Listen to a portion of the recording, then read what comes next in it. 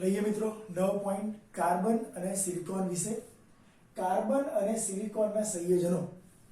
આજના ટોપિકમાં આપણે કાર્બનના સંયોજનો તરીકે કાર્બન મોનોક્સાઇડ અને કાર્બન ડાયોક્સાઇડ, એવી રીતે સિલિકોનના સંયોજનો તરીકે સિલિકેટ, સિલિકોન્સ અને SiO2 આટલી વિશેષ ચર્ચા કરવાના છીએ.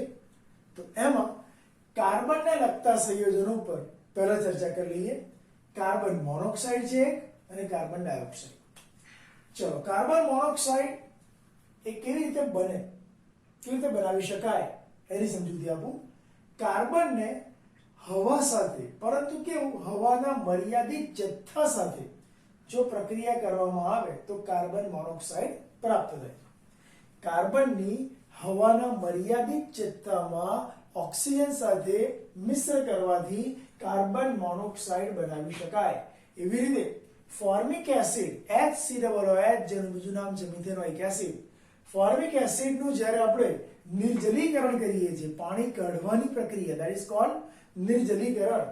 ફોર્મિક એસિડનું નિર્જલીકરણ જો 373 થી લગભગ સેટ ઉપર 373 થી 473 તાપમાને જો કરીએ, થોડુંક વધારે તાપમાન આપીએ તો H2SO4 નો ઉપયોગ કરીને કાર્બન મોનોક્સાઇડ અલગ પાડી શકાય. મતલબ એવો થયો, ફોર્મિક એસિડની સાંદ્ર સલ્ફ્યુરિક એસિડના દ્રાવણ સાથે 373 કેલ્વિન તાપમાને પ્રક્રિયા કરવામાં આવે તો કાર્બન મોનોક્સાઇડ બીજી રીતે મેળવી શકાય.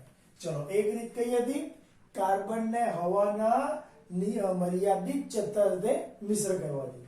બીજી, ફોર્મિક એસિડનું નિર્જલીકરણ કરવાથી, ડિહાઇડ્રેશન, નિર્જલીકરણ. ચલો આગળ ગયા. કાર્બનની પાણીની વરાળ સાથે, કોકને પાણીની વરાળ પરથી પસાર કરવામાં આવે અને 473 થી 1273 કેલ્વિન તાપમાન જો રાખવામાં આવે તો CO+H2 એટલે કે જળવાયુ મળે છે. કાર્બનને પાણીની વરાળ, કોકને પાણીની વરાળ પરથી 1273 થી 473 ના તાપમાનના ગાળામાં જો પ્રોસેસ મૂકીએ તો આપણને શું મળે? CO+H2, મતલબ કે જળવાયુનું મિશ્રણ મળે. પરંતુ મિત્રો, જો વરાળને બદલે હવાનો યુઝ કરવામાં આવે, એટલે કાર્બનને પાણીની વરાળ પરથી નહીં, પરંતુ કાર્બનને હવાના જથ્થામાં બરાબર મિશ્ર કરી આટલું જ તાપમાન 473 થી 1273 કેલ્વિન તાપમાન જો આપવામાં આવે તો અહીંયા જેમ તમે જળવાયુ બનાવ્યો CO+H2, એવી રીતે બનશે ઉત્પાદક વાયુ CO+N2. તો યાદ રાખીશું, અહીંયા CO+H2 જળવાયુ, CO+N2 ઉત્પાદક વાયુ. અને આ બંને વાયુમાં જે કાર્બન મોનોક્સાઇડ રહેલો છે તેને તમે અલગ પાડી શકો છો. આ બંને વાયુ, જળવાયુ હોય કે ઉત્પાદક વાયુ, એનું વધુ પડતું દહન કરીએ, જો એનું વધુ પડતું દહન થાય તો કાર્બન મોનોક્સાઇડ અને વિશેષ પ્રમાણમાં ઉષ્મા ઉત્પન્ન થાય. જો જળવાયુ અને ઉત્પાદક વાયુનું વધુ કમ્બસ્શન થાય તો આગળ CO2 વધારે પ્રમાણમાં મળે છે. મિત્રો આગળ ગયા. કાર્બન મોનોક્સાઇડ એ પ્રબળ રિડક્શન કરતા છે, હાઈલી રિડ્યુસિંગ એજન્ટ.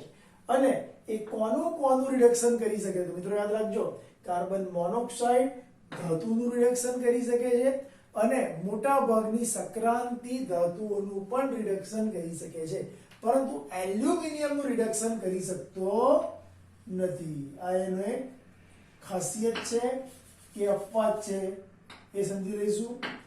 એલ્યુમિનિયમ ધાતુ સિવાયની ધાતુનું રિડક્શન કરે, ઉપરાંત લગભગ તમામ સક્રાંતિ ધાતુનું પણ રિડક્શન કરે અને તે પ્રબળ રિડક્શન કરતા તરીકે ગણાય છે. ચલો આગળ. કાર્બન મોનોક્સાઇડ એ અયસ્કમાં રહેલ ધાતુને નિષ્કર્ષિત કરવા માટે વપરાય. મિત્રો, અયસ્ક એટલે શું? કાચી ધાતુમાંથી આપણે ધાતુને વિશેષ પ્રમાણમાં મેળવીએ છીએ. તો કાચી ધાતુને આપણે શું કહીએ છીએ? ઓર, ORE. ઓરનો મતલબ અયસ્ક. Fe2O3 છે એમાંથી આપણે Fe મેળવી શક્યા બાય યુઝિંગ કાર્બન મોનોક્સાઇડ. અયસ્ક ઝિંક ઓક્સાઇડ છે એમાંથી આપણે ઝિંક મેળવી શક્યા વત્તા CO2. આનો મતલબ એવો થયો કે કાર્બન મોનોક્સાઇડ અત્યારે Fe2O3 સાથેની પ્રક્રિયામાં રિડક્શન કરતા છે. કાર્બન મોનોક્સાઇડ અત્યારે ઝિંક ઓક્સાઇડ સાથેની પ્રક્રિયામાં રિડક્શન કરતા છે. ઇન શોર્ટ, અયસ્કમાંથી કાચી ધાતુ મેળવવા માટે કાર્બન મોનોક્સાઇડ ઉપયોગી છે. ચલો આગળ ગયા. કાર્બન મોનોક્સાઇડ એમાં C અને O વચ્ચે ટ્રિપલ બોન્ડ છે. C અને O વચ્ચે ટ્રિપલ બોન્ડ છે અને ટ્રિપલ બોન્ડનો જે ગુણધર્મ છે બરાબર એ સહેજ બદલાયેલો છે. કેમ? કાર્બન ઉપર શું છે? અબંધકારક ઇલેક્ટ્રોન યુગ્મ. મતલબ કે કાર્બન મોનોક્સાઇડની બે ખાસિયત આવી. કાર્બન મોનોક્સાઇડમાં કાર્બન પર અબંધકારક ઇલેક્ટ્રોન યુગ્મ છે અને CO વચ્ચે ટ્રિપલ બોન્ડ છે, જેને કારણે તે ઇલેક્ટ્રોન દાતા તરીકે વર્તે છે. કાર્બન મોનોક્સાઇડ ઇલેક્ટ્રોન દાતા તરીકે જો વર્તે તો હિમોગ્લોબિન સાથે પણ સંયોજાય અને આપ સૌ જાણો છો એ મુજબ કે હિમોગ્લોબિન ઓક્સિજન જોડે સંયોજાય તો ઓક્સી હિમોગ્લોબિનનો સંકીર્ણ આપે, પણ કાર્બન મોનોક્સાઇડ જોડે જોડાય તો કાર્બોક્સી હિમોગ્લોબિન બનાવે. મિત્રો યાદ રાખીશું ફરી, હિમોગ્લોબિન ઓક્સિજન જોડે જાય તો ઓક્સી હિમોગ્લોબિન બને HbO2, પણ જો હિમોગ્લોબિન કાર્બન મોનોક્સાઇડ જોડે જાય તો કાર્બોક્સી હિમોગ્લોબિન બને HbCO, અને કાર્બોક્સી હિમોગ્લોબિન એ ઓક્સી હિમોગ્લોબિનની તુલનામાં 300 ગણો વધારે સ્થાયી છે. એટલે આપણા બોડીમાં એ જો બની જાય તો એ કાર્બોક્સી હિમોગ્લોબિનની ઝેરી અસરને કારણે આપણે શ્વસનમાં O2 લઈ શકતા નથી અને માનવી મૃત્યુ પામે છે. તો યાદ રાખજો, કાર્બન મોનોક્સાઇડના વાતાવરણ એ મનુષ્ય માટે નુકસાન કરતા છે. કાર્બન મોનોક્સાઇડનું વાતાવરણ એ મનુષ્ય માટે નુકસાન કરતા છે, કેમ કે શ્વસન દરમિયાન O2 હિમોગ્લોબિન સાથે ભળવો જોઈએ એની જગ્યાએ કાર્બન મોનોક્સાઇડ હિમોગ્લોબિન જોડે ભળી જાય છે અને આ કાર્બોક્સી હિમોગ્લોબિન એ ઓક્સી હિમોગ્લોબિનની તુલનામાં 300 ગણો વધારે સ્થાયી છે અને એટલા માટે માનવીનું મૃત્યુ નિશ્ચિત થઈ જાય છે. ચલો એક વાર ફરી સમજી લઈએ. કાર્બન મોનોક્સાઇડ, કાર્બન જ્યારે ઓક્સિજન સાથે, કાર્બનને જ્યારે ઓક્સિજન સાથે પણ કેવા હવાના મર્યાદિત જથ્થામાં મિશ્ર કરવામાં આવે ત્યારે કાર્બન મોનોક્સાઇડ પ્રાપ્ત થાય.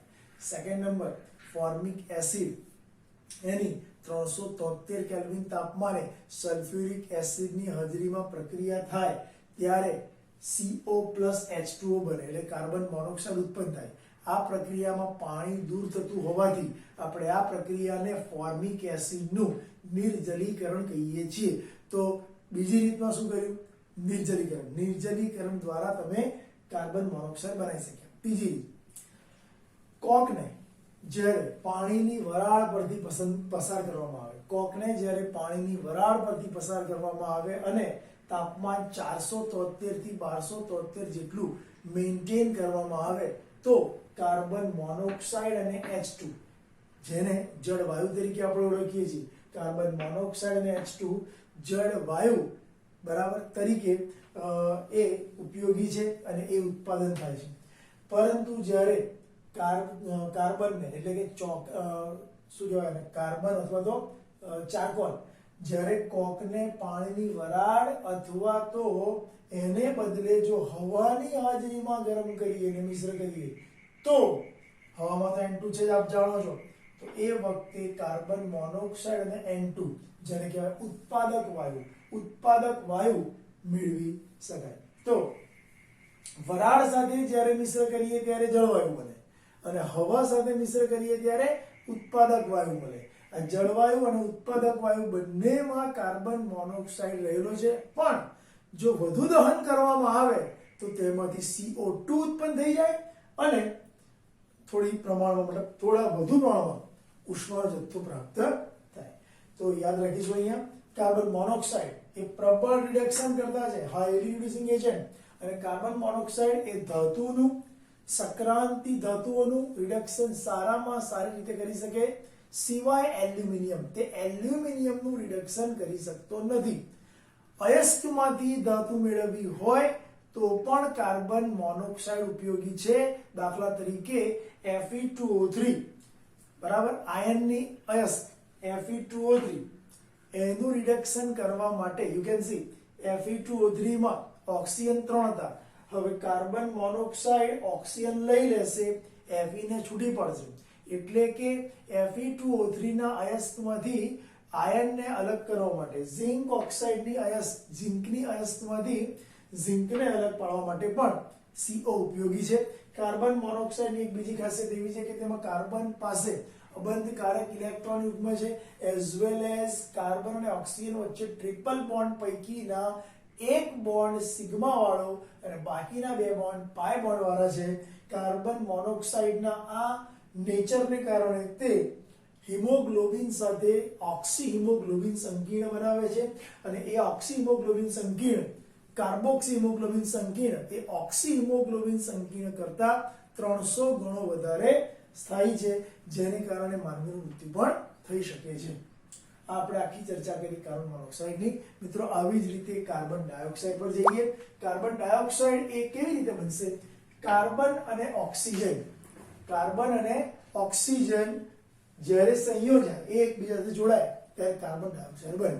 પરંતુ મિત્રો, અહીંયા હવાનો મર્યાદિત જથ્થો જરૂરી નથી. પૂરતા પ્રમાણમાં ઓક્સિજન, કાર્બન પૂરતા પ્રમાણમાં ઓક્સિજન સાથે સંયોજાઈને કાર્બન ડાયોક્સાઇડ બનાવે. મિથેન પૂરતા પ્રમાણમાં ઓક્સિજન સાથે સંયોજાઈને કાર્બન ડાયોક્સાઇડ બનાવે છે. તો અહીંયા એક શબ્દ લખવો પડશે, મર્યાદિતને બદલે પૂરતું પ્રમાણ. કાર્બન અને મિથેન બંને પૂરતા પ્રમાણમાં ઓક્સિજન સાથે સંયોજાઈને કાર્બન ડાયોક્સાઇડ બનાવે છે. ત્યારબાદ પ્રયોગશાળાની અંદર કેવી રીતે બને? પ્રયોગશાળામાં કેલ્શિયમ કાર્બોનેટ અને હાઇડ્રોક્લોરિક એસિડનું મિશ્રણ લેવામાં આવે ત્યારે પણ CaCl2 કેલ્શિયમ ક્લોરાઇડની સાથે CO2 અવક્ષેપિત થાય છે અથવા તો ઉત્પન્ન થાય છે. ચલો, કેલ્શિયમ કાર્બોનેટ હાઇડ્રોક્લોરિક એસિડ સાથેની પ્રક્રિયાથી CaCl2 બનાવે છે. કેલ્શિયમ કાર્બોનેટ હાઇડ્રોક્લોરિક એસિડ સાથેની પ્રક્રિયાથી CaCl2 બનાવે છે, તેમજ CO2 અને પાણી ઉત્પન્ન કરે છે. ચલો, એનો એક નેચર છે અલ્પ દ્રાવ્યતા, એટલે ઓછી દ્રાવ્યતાનો ગુણ. કાર્બન ડાયોક્સાઇડની અલ્પ દ્રાવ્યતા, આ ગુણને કારણે તેનું જૈવ રાસાયણિક મહત્વ છે, એઝ વેલ એઝ જીઓકેમિકલ ઇમ્પોર્ટન્સ છે. મતલબ, ફરી વખત, કાર્બન ડાયોક્સાઇડ એ પાણીમાં અલ્પ દ્રાવ્ય છે. તેની અલ્પ દ્રાવ્યતાના ગુણને કારણે તે જૈવ રાસાયણિક અને ભૂ રાસાયણિક મહત્વ દર્શાવે છે. તે પાણી સાથેની પ્રક્રિયાથી H2CO3 બનાવે છે. તે પાણી સાથેની પ્રક્રિયાથી શું બનાવે છે? H2CO3. તે દ્વિબેઝિક એસિડ છે. તે દ્વિબેઝિક એસિડ છે. ચલો, H2CO3 એમાં છૂટા પડતા H કેટલા? 2. એટલા માટે શું લખ્યું છે? તે દ્વિબેઝિક એસિડ છે. છૂટો પડતો H એક હોત તો મોનોબેઝિક એસિડ કહેવાય. ઓકે, એટલે તે પાણી સાથે H2CO3 બનાવે. H2CO3 દ્વિબેઝિક એસિડ છે. યુ કેન સી H2CO3 પાણી સાથે પ્રક્રિયા કરીને પોતાનો H પાણીને આપી દે છે, માટે તે પોતે એસિડ તરીકે વર્તે છે. લોરી બ્રોન્સ્ટેડ સિદ્ધાંત મુજબ તે એસિડિક ગુણધર્મ ધરાવે. એટલે બને શું? HCO3-. આ HCO3- ફરીથી પાણી જો પ્રક્રિયા કરે, પોતાનો H ગુમાવી દે અને બનાવી દે CO3-2. મતલબ, બંને પ્રક્રિયાઓમાં H2CO3 અને HCO3- બંને પ્રક્રિયાઓમાં પાણીને પોતાના H નું દાન કરે છે, માટે તે લોરી બ્રોન્સ્ટેડ સિદ્ધાંત મુજબ H2CO3 પણ અને HCO3 પણ બંને એસિડિક નેચરના ગણાય. હવે મને એક વસ્તુ કહીએ, H2CO3 અને HCO3- દ્રાવણમાં રહેલો H2CO3 અને HCO3- એ બંને બફર પ્રણાલી તરીકે વર્તે છે, અને જેને લીધે રુધિરની pH 7.26 થી 7.42 ના ગાળામાં નિયંત્રિત રહે છે. મિત્રો આપણા બોડીમાં H2CO3 છે, HCO3 છે, H2CO3 ને HCO3 માઈનસ બંને સંયુક્ત રીતે રહે છે. એટલા માટે આપણા બોડીની અંદર રુધિરની pH 7.26 થી 7.42 થી વચ્ચે રહે છે, બહાર નીકળતી નથી. ઓકે, એટલા માટે આપણે એને બફર સિસ્ટમ તરીકે ઓળખીએ છીએ. ચલો આગળ વધીએ. કાર્બન ડાયોક્સાઇડ, આપ સૌ જાણો છો કાર્બન ડાયોક્સાઇડ એ પ્રકાશ સંશ્લેષણની ક્રિયામાં વપરાતો અગત્યનો ઘટક છે. કેમ કે આપણે જાણીએ છીએ વનસ્પતિ જ્યારે મૂળ દ્વારા શોષાયેલા પાણીનો ઉપયોગ કરે, વનસ્પતિ જ્યારે મૂળ દ્વારા શોષાયેલા પાણીનો ઉપયોગ કરે અને હવામાંના કાર્બન ડાયોક્સાઇડનો ઉપયોગ કરી પોતાનો ખોરાક બનાવે છે. 6CO2 12 water gives C6H12O6 6O2 12H2O. આ રીતે બનતો C6H12O6 ગ્લુકોઝ એ વનસ્પતિ પોતે પણ તેમજ પ્રાણીઓ પણ તેનો ઉપયોગ કરે છે. એટલે વનસ્પતિ અને પ્રાણીઓ આ ખોરાકનો ઉપયોગ કરે છે. તો યાદ રાખીશું કાર્બન ડાયોક્સાઇડ એ પ્રકાશ સંશ્લેષણમાં વપરાતો અગત્યનો ઘટક છે, જેને લીધે C6H12O6 બને, જે ખોરાક છે, જે વનસ્પતિનો અને પ્રાણીઓનો બંનેનો ખોરાક છે. ચલો, કાર્બન ડાયોક્સાઇડની ખાસિયત છે કે જે કાર્બન મોનોક્સાઇડ ઝેરી હતો, કાર્બન ડાયોક્સાઇડ ઝેરી નથી. ઇટ્સ નોટ પોઈઝનસ, તે ઝેરી નથી. ગ્રીન હાઉસ અસરમાં વધારો થાય. કાર્બન ડાયોક્સાઇડનું પ્રમાણ જેમ જેમ પૃથ્વી પર વધતું જાય છે મિત્રો, એને લીધે પૃથ્વીનો જે ગ્લોબ છે, બરાબર, એ જે ગોળો છે વધુ ને વધુ ગરમ થતો જાય છે. એટલે ગ્રીન હાઉસ અસરમાં વધારો કરે છે. કાર્બન ડાયોક્સાઇડ એનો ઉપયોગ વધ્યો છે, એનો વપરાશકર્તાઓ મતલબ કે શું કહેવાય ને, જેમ બને એમ વાહન વ્યવહાર, ઔદ્યોગિક એકમો, આ બંને સ્ત્રોતમાંથી CO2 નીકળે છે અને CO2 પ્રમાણ વધતું જાય છે. વધતા પ્રમાણને કારણે ગ્રીન હાઉસ અસરમાં વધારો થાય છે. કાર્બન ડાયોક્સાઇડની બીજી ખાસિયત છે કે યુરિયાના ઉત્પાદનમાં તે ઉપયોગી છે. અને કાર્બન ડાયોક્સાઇડ અગ્નિશામક તરીકે વપરાય છે. આગ લાગે ત્યારે પેલા રેડ કલરના બોટલ્સ જે આવે છે એને પ્રેસ આઉટ કરીને કાર્બન ડાયોક્સાઇડનું લેયર બનાવી દઈએ. ધારો કે આ જગ્યા પર આગ લાગી છે તો કાર્બન ડાયોક્સાઇડનું સ્પ્રે કરીએ તો અહીંયા કાર્બન ડાયોક્સાઇડનો જથ્થો ઉપર પથરાઈ જશે, જેને કારણે એને હવા મળશે નહીં. એટલા માટે આગને આગળ વધતી રોકે છે. એટલે લખ્યું છે કાર્બન ડાયોક્સાઇડ એ અગ્નિશામક તરીકે વપરાય છે. મિત્રો એના પછી કાર્બન ડાયોક્સાઇડની એક બીજી ખાસિયત, એનું બંધારણ એક તો રેખીય છે. એમાં C અને O વચ્ચે ડબલ બોન્ડ છે. એમાં એક સિગ્મા અને એક પાઈ બોન્ડ છે. હવે આ કાર્બન આ બાજુ પાઈ બનાવે, આ બાજુ પાઈ બંધ બનાવે, માટે તમારા કાર્બન ડાયોક્સાઇડનો કાર્બન sp સંકરણમાં છે એવું કહી શકાય. બીજું કે અહીંયા ઓક્સિજન અને કાર્બનની p પાઈ કક્ષકોને લીધે અહીંયા એક p પાઈ બંધ પણ બને છે. તો કાર્બન ડાયોક્સાઇડમાં sp સંકરણ જોવા મળે, બે પાઈ બંધ જોવા મળે, રેખીય બંધારણ જોવા મળે, બરાબર. ત્યારબાદ p પાઈ બંધ જોવા મળે અને રેખીય હોવાને કારણે દ્વિધ્રુવ ચાકમાત્રા પણ શૂન્ય જોવા મળે છે. તો કાર્બન ડાયોક્સાઇડની દ્વિધ્રુવ ચાકમાત્રાનું મૂલ્ય શૂન્ય એના રેખીય સ્વભાવને કારણે છે, રેખીય આકારને લીધે છે. અને C અને O વચ્ચેનો બંધ 115 પિકોમીટર ની લંબાઈ ધરાવે છે.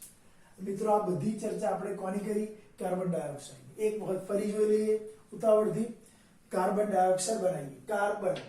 કાર્બનને હવાના મર્યાદિત જથ્થા નહીં પરંતુ પૂરતા જથ્થા, કાર્બનને હવાના પૂરતા જથ્થા સાથે, મિથેનને હવાના પૂરતા જથ્થા સાથે મિશ્ર કરવામાં આવે તો દહન પ્રક્રિયા થઈ CO2 બને છે. પ્રયોગશાળામાં કેલ્શિયમ કાર્બોનેટ અને હાઇડ્રોક્લોરિક એસિડ વચ્ચેની પ્રક્રિયાથી પણ તે બનાવી શકાય છે. તેની અલ્પ દ્રાવ્યતાનો ગુણ એવો છે, મતલબ કે તે પાણીમાં ઓછો દ્રાવ્ય છે. અલ્પ દ્રાવ્યતાના આ ગુણને કારણે તેનું જૈવ રાસાયણિક અને ભૂ રાસાયણિક મહત્વ જોવા મળે છે. તે પાણી સાથે H2CO3 બનાવે. કોણ? CO2. CO2 એ H2O સાથે H2CO3 બનાવે અને આ H2CO3 દ્વિબેઝિક એસિડ છે. H2CO3 ફરીથી પાણી સાથે સંયોજાય ત્યારે HCO3- બને, જે ફરીથી પાણી જો પ્રક્રિયા કરે તો CO3 -2 બને, પરંતુ હવે લોહીની અંદર, રુધિરની અંદર રહેલો H2CO3 અને HCO3- એ બંને સંયુક્ત રીતે બફર સિસ્ટમ બનાવે છે, જેને કારણે તમારા રુધિરની pH 7.24 થી 7.42 સુધી જળવાયેલી હોય છે. ત્યારબાદ CO2. મિત્રો, CO2 પ્રકાશ સંશ્લેષણમાં મહત્વનો ભાગ ભજવે. કઈ રીતે? મૂળ દ્વારા જ્યારે વનસ્પતિ પાણીનું શોષણ કરે અને હવામાંના કાર્બન ડાયોક્સાઇડનો ઉપયોગ કરી ક્લોરોફિલની મદદથી પોતાનો ખોરાક C6H12O6 બનાવે, તો એ ખોરાક પોતાના માટે પણ તેમજ પ્રાણીઓ માટે પણ ઉપયોગી બને છે. ત્યારબાદ તે ઝેરી નથી. ગ્રીન હાઉસ અસરમાં વધારો કરે છે. કાર્બન ડાયોક્સાઇડના વધતા પ્રમાણને કારણે પૃથ્વીનું તાપમાન દર વર્ષે ક્રમશઃ વધતું જાય છે, એટલે ગ્રીન હાઉસ અસરમાં વધારો જોવા મળે છે.